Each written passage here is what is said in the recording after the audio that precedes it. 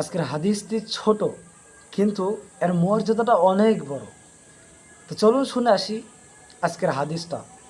রাসূলুল্লাহ সাল্লাল্লাহু আলাইহি সাল্লাম বলেছেন, তোমাদের ভিতরে ওই ব্যক্তি উত্তম, সেই প্রকৃত মুসলিম যার কথা এবং হাতের মাধ্যমে অন্য কোনো মুসলমান কষ্ট না পায়। রাসূল সাল্লাল্লাহু আলাইহি সাল্লাম এই হাদিস থেকে বোঝাতে চেয়েছেন, যদি কোনো ব্যক্তির হাত থেকে অন্য কোনো মুসলমান বা অন্য কোনো ব্যক্তি কষ্ট পায়, অথবা তার জবান থেকে, যেমন আমরা কমেন্টে অনেকে গালিগালাজ করি, ট্রল করি বা অন্যান্য ভাষা প্রয়োগ করি, এই সমস্ত কোনো কিছু যদি কোনো ব্যক্তির থেকে অন্য কোনো ব্যক্তির উপর প্রয়োগ করা হয়, তাহলে ওই ব্যক্তি প্রকৃত মুসলিম হতে পারবে না।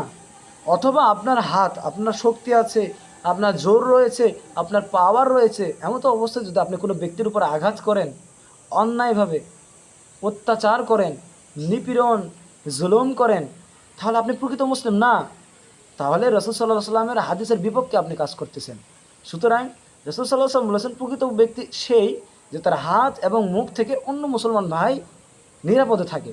তো সুতরাং আল্লাহ তাআলা আমাদেরকে এই দুইটা আমল করার তৌফিক দান করুন, এবং মুসলমান ভাইদেরকে কষ্ট এবং গালিগালাজ করা থেকে আমাদেরকে বিরত রাখুন। আর সবাই কমেন্টে বলে যাবেন আমি।